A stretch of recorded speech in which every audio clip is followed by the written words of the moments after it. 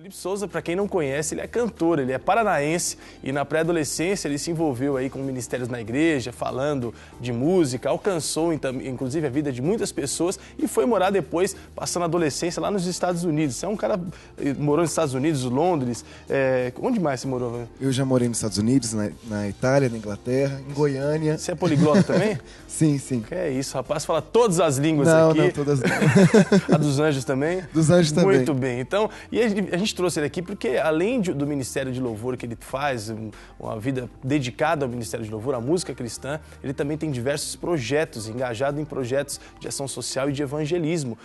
A Missão Mundial, inclusive, você fez essa ponte junto com os seus pais entre Brasil e Europa. Conta um pouquinho pra gente, Felipe, de quem é o Felipe também na atuação missionária e não só ministro de louvor. Amém. Eu vim para o Brasil em 2008, retornei ao Brasil para estudar no seminário da Missão Cristã Mundial, Sim. Que é uma missão que apoia vários projetos missionários ao redor do mundo, inclusive casas de acolhimento de crianças, projetos com resgate de órfãos, crianças vítimas da guerra no Sudão, na África, no Quênia. Que são organizações não governamentais, diga-se de passagem, né? Exatamente. E hoje, atualmente, eu moro no Rio Grande do Sul, sou coordenador de um lar que faz parte desse projeto Meninas dos Olhos de Deus, eu e minha esposa, lá em Ijuí. Um abraço para o pastor Fábio e pastor Andrés aqui, eu creio que estão assistindo a gente aí, que são os diretores do lar.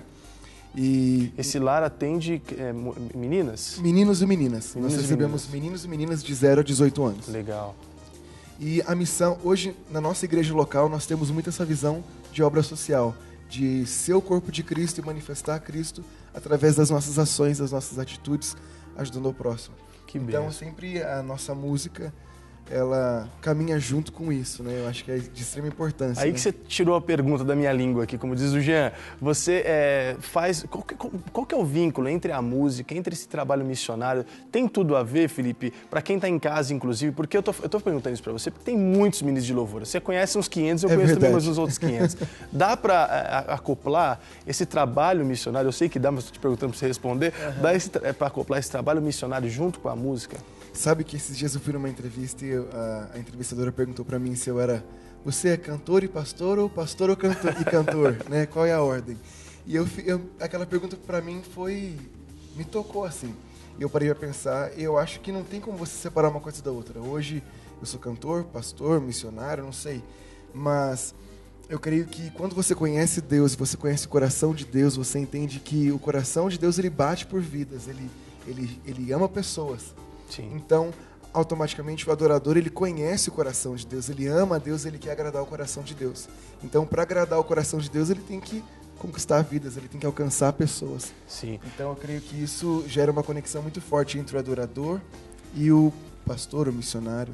E a minha pergunta até agora é até um pouco profunda, porque eu sei que você não lidar com crianças só vítimas da pobreza ou marginalizadas pela sociedade, mas são crianças que foram exploradas sexualmente também.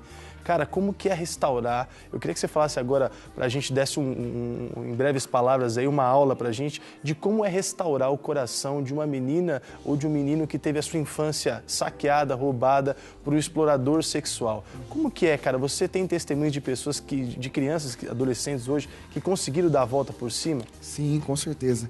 Eu creio que a única solução para isso, a única forma de você lidar com isso é o amor, né? É amando, enxergando aquela pessoa com os olhos de Cristo, como Deus nos vê. Dentro desse trabalho, vocês têm, às vezes, muitas frustrações também, porque tem pessoas muito abertas para serem tratadas, para serem restauradas, para serem mudadas, mas outras nem tanto. Machucadas, às vezes, muitas pessoas querem mudar, mas elas foram tão machucadas pela vida, Sim. tão judiadas, né?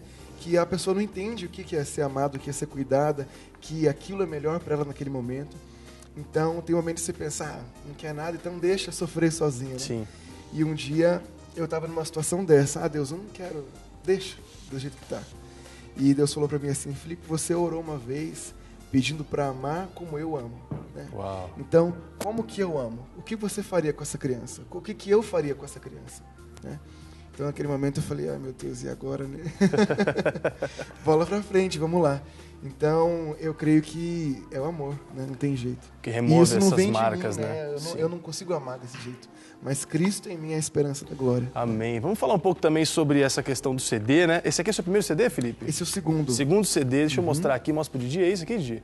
Aqui é esse CD maravilhoso, que está aqui nas minhas mãos, que é o Minha Fonte. Isso. Esse CD nasceu...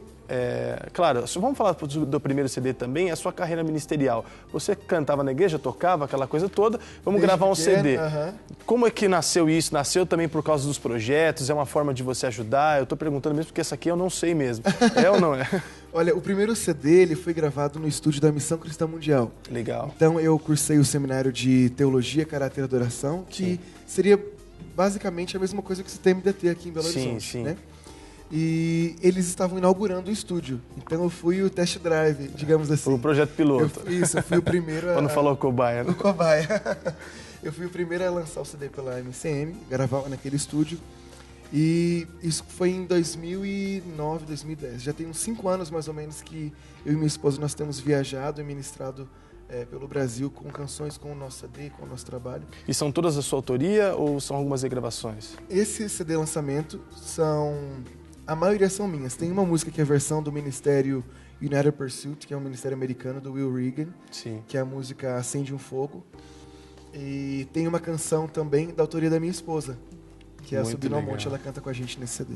Eu vi sua letra, cara, é essencial para o projeto que você realiza, que é a questão do amor, é a questão do acolhimento. Cara, o que você acha que pode acontecer de melhor no Brasil ainda nesses projetos, como tirar a criança da exploração sexual, tirar realmente o menino à margem da sociedade? O que hoje a música pode ganhar, ou até mesmo o cristão pode receber para agilizar? Minha pergunta é por quê? Uma vez a gente entrevistando o Mário Freitas aqui, o Mário Freitas do Projeto Mais, ele disse que os missionários estão muito aquém daquilo que poderiam estar. Não estudam mais e vão para o campo de qualquer jeito. Eu queria que você falasse um pouco sobre isso. Hoje o meu irmão ele é missionário também, ele morou no Nepal há mais de um ano com esse projeto. E ele retornou para o Brasil determinado a fazer medicina para voltar. Então ele estuda igual um doido, de manhã, tarde, noite, fez vestibular agora. Uau. E o sonho dele é se formar em medicina para poder voltar para o campo. Porque hoje um missionário, quando ele tem ferramentas, eu creio que quando o cristão ele tem ferramentas, dentro da obra missionária, dentro do reino de Deus, ele é muito mais eficaz. Uau. Né? Eu costumo dizer que quanto mais botija, mais azeite, né, Felipe? É verdade. Ou seja, se você dá muita vazão para aquilo que Deus vai fazer, realmente acontece. Não estou dizendo que as pessoas que talvez não têm estudo, ou as pessoas que não tiveram a oportunidade que talvez nós tivemos na nossa infância, não são usadas por Deus. Muito pelo contrário, esses surpreendem o mundo, né? É verdade. Mas se você tem a oportunidade, Felipe, vale a pena então você estudar, vale a pena você correr atrás, fazer um bom CD, buscar realmente de Deus a qualidade e também a quantidade para que essas vidas sejam alcançadas. Eu vi que vocês alcançam vidas no Afeganistão. Conta um pouco sobre isso, cara. A MCM ela tem um projeto de escolas dentro do Afeganistão, chama Escola do Futuro. Então, o Afeganistão ele vive em castas, né? Aquele sistema parecido com a Índia, de castas. Sim. E tudo isso. Então, tem parceiros amigos meus, que eu não posso falar o nome, porque... Sim, a gente entende muito bem. Meio underground, assim, uma coisa meio 007. Exato. Mas eles doaram a vida, eles moram naquele lugar, e eles viram e mexem e me ligam, Felipe, não tem ninguém que você me recomenda para trazer para cá? Não tem um casal, um amigo seu, um missionário? Eu falei, olha, fica aí do lado do bomba estourando para um lado, bomba estourando para o outro. É difícil achar pessoas que têm esse coração, né? Mas, graças a Deus, mesmo sendo difícil, ainda tem pessoas que se dispõem, que vivem para Jesus, porque um dia ele morreu por nós. Né? Para quem não entendeu o 007 que ele disse aqui, não são os cristãos fajutos, não. São aqueles realmente que se disfarçam porque não podem ser reconhecidos, porque senão são mortos. Esses entregam literalmente a vida para pregar o evangelho.